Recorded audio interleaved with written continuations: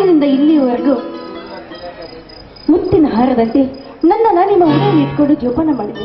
ಅಷ್ಟೇ ಬಡತನದ ಬವಣೆಯಲ್ಲಿ ನೊಂದು ಬೆಂದು ನಿಮ್ಮ ರಕ್ತ ಸುತ್ತಕೊಂಡು ವಿದ್ಯಾವಂತರನ್ನಾಗಿ ಮಾಡಿದ್ದೀರಾ.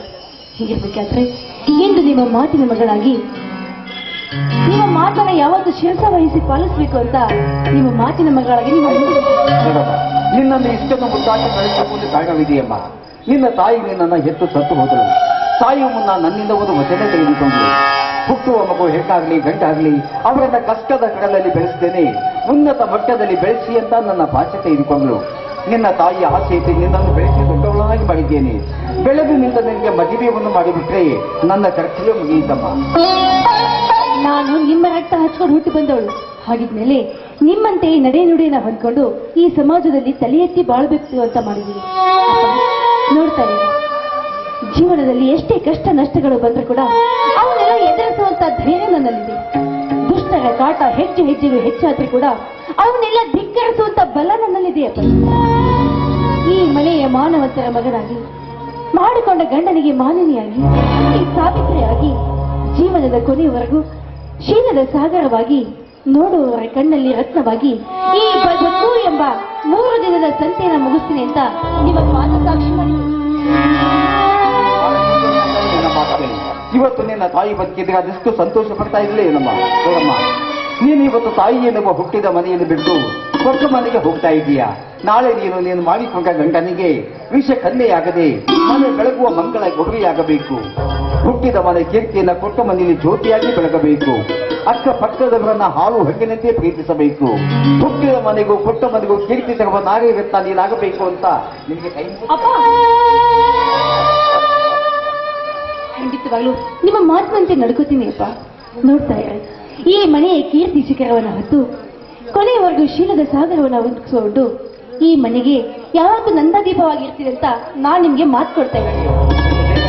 ಬಂದ್ಬಿಡ್ತೀನಿ.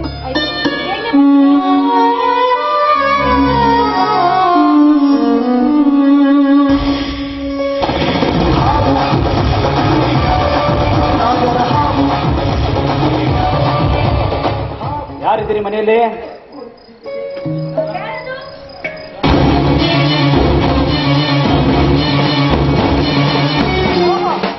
ನೀನಾ? ನನ್ನ ಮನೆಯ ಬಾಗಿಲಿಗೆ ಯಾರ ಅತಿಥಿಗಳು ಬಂದಿರಬಹುದು ಅಂತ ನಾನು ಅನ್ಕೊಂಡಿದ್ದೆ. ಆದ್ರೆ ನನ್ನ ಮನೆಗೆ ಬಾಗಿಲಿಗೆ ಬಂದಿದ್ದು ನನ್ನ ಬೆನ್ನ ಹಿಂದೆ ಬಿದ್ದ ಬೇತಾಳದ ಭೂತ. ಬೆಂಗಳೂರಲ್ಲಿ ಬೆನ್ನು ಹತ್ತಿದ್ದು ಸಾಲದು ಅಂತ ಇಲ್ಲಿವರೆಗೆ ಹುಡ್ಕೊಂಡು ಬಂದಿದೀಯಾ ಮಿಸ್ಟರ್ ಮಾಂತೇಶ್? ನಿನ್ನ ಬುದ್ಧಿ ಸುತ್ತೋಗಿದೆ ತಾನೆ? ಕರೆಯಲ್ಲಿ ಇನ್ನೊಬ್ಬರ ಮನೆ ಬಾಗಿಲಿಗೆ ಬರೋದಕ್ಕೆ ನಾಚಿಕೆ ಆಗೋದಿಲ್ವೇ ನಿನಗೆ?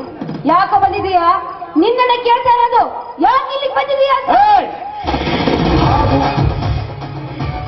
ನಾನಾಗಿ ನಾನು ಬಂದಿಲ್ಲ, ಆ ವಿಧಿ ಕರ್ಕೊಂಡ್ ಬಂದಿದೆ.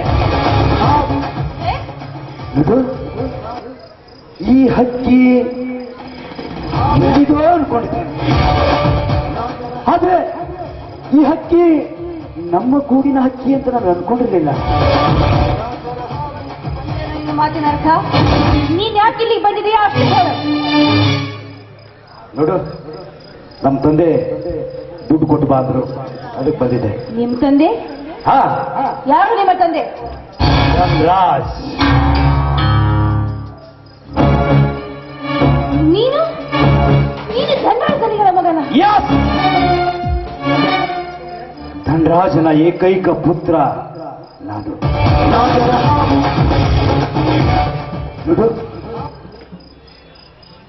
ಈ ಒಂದು ಒಳ್ಳೆ ಸಮಯದಲ್ಲಿ ನಿನ್ನ ನೋಡಕ್ಕೆ ಒಂದು ಟೈಮ್ ಸಿಗ್ತಾನೆ. ಆದ್ರೆ ನಿನ್ನ ನೋಡ್ತಾ ಇದ್ದೀರಿ, ನೋಡ್ಬೇಕು ನೋಡ್ಬೇಕು ನೋಡ್ಬೇಕು ಅಂತ. ನಿನ್ನ ಮಾತಾಡ್ಬೇಕು ಅಂತ ಅನ್ಸುತ್ತೆ. ಆದ್ರೆ ನಿನ್ನ ಪ್ರೀತಿ, ಈಗಿನ ಯೌವನ, ನಿನ್ನ ರೂಪ ನೋಡ್ತಾ ಇದ್ರೆ ಪ್ರೀತೆ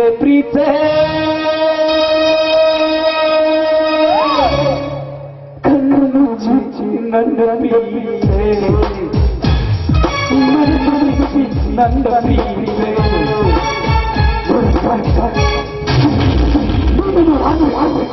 ನೀನು ಬೇಕು. ನಾನು ಅಷ್ಟೇ. ಸರಿ ಮಿಸ್ಟರ್ ಮಾಂತೇಶ್, ನಾನು ನಿಮ್ಗೊಂದು ಕ್ವಶನ್ ಕೇಳ್ತೀನಿ. ಅದಕ್ಕೆ ಆನ್ಸರ್ ಕೊಡ್ತೀರಾ? ಹಾ ಕೇಳು. Wayanad question is very simple. Mantesh, ಮನುಷ್ಯ ಹೊಟ್ಟೆ ಹಸಿವಾದಾಗ ಏನ್ ತಿಂತಾನೆ? ಹೊಟ್ಟೆಗೆ ಎಸ್, ಬೈ ಚಾನ್ಸ್ ಅನ್ನದ ಬದಲು ಸಗಣಿಯನ್ನೇ ನೀನು ತಿನ್ನೋದಕ್ಕೆ ಬಂದಿದ್ದು ಅನ್ನ ಅಲ್ಲ, ಸಗಣಿಯನ್ನ. ಹಸಿದ ಹೊಟ್ಟೆಗೆ ಅನ್ನ, ಗಂಡಿಗೊಂದು ಹೆಣ್ಣು ಅಂತ ಆ ಸೃಷ್ಟಿಕರ್ತ ಬ್ರಹ್ಮ ಹೆಂಡತಿ ಎನ್ನುವ ಒಂದು ಹೆಣ್ಣನ್ನ ಸೃಷ್ಟಿ ಮಾಡಿ ಅದನ್ನೆಲ್ಲ ಬಿಟ್ಟು ಕಂಡ ಹೆಣ್ಣಿನ ಬೆನ್ನು ಹತ್ತಿದ್ರೆ ಹೊಟ್ಟೆಗೆ ಸಗಣಿ ತಿಂದಂತೆ ಸರಿ. ಮೈ ಮೇಲೆ ಹೆಸರಾಡ್ಕೊಂಡು ಮಾತಾಡು. ನಾನು ಯಾರು ಗೊತ್ತಾ? ಚಂದ್ರಾಜ್ ಮಗ, ಸುತ್ತ 10 ಹಳ್ಳಿಗೆ ಅನ್ನ ಹಾಕೋ ಸನಿ ಮಗ ನಾನು. ನಾನು ಮನ್ಸು ಮಾಡಿದ್ರೆ ನಿನ್ನಂತವ್ರು 1000 ಜನ ಕ್ಯೂ ನಿಂತ್ಕೋತಾರೆ. ಆದ್ರೆ ಏನು ಮಾಡಿ, ಊರಲ್ಲಿ 1000 ದೀಪ ಇದ್ದರೂ ಮನೆ ಮುಂದಿನ ದೀಪನೇ ಬೇರೆ, ದೇವರ ಮುಂದೆ ಉರಿಯೋ ದೀಪನೇ ಬೇರೆ. ಆದ್ರೆ ನೀನು ನನ್ನ ಮನಧರಿಸಿ ನನ್ನ ರೂಪ ನಿನ್ನ ನೋಡ್ತಾ ಇದ್ರೆ ನೋಡಬೇಕ ದಯವಿಟ್ಟು ಹೆಣ್ಣು ನೋಡ್ಬೇಡ.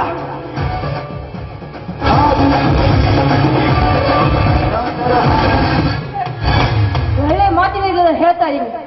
ಹೊರಗಿಲ್ಲ ಎಷ್ಟೇ ಆದ್ರೂ ಕತ್ತೆ ಅಲ್ವಾ? ನಿನಗೆ ನನ್ನ ಕೈ ಚಂದ ಇವತ್ತು ನನ್ನ ಸರ್ತಿ ಜಿದ್ದಿಗೆ ಬಿದ್ದ ಹಕ್ಕಿನ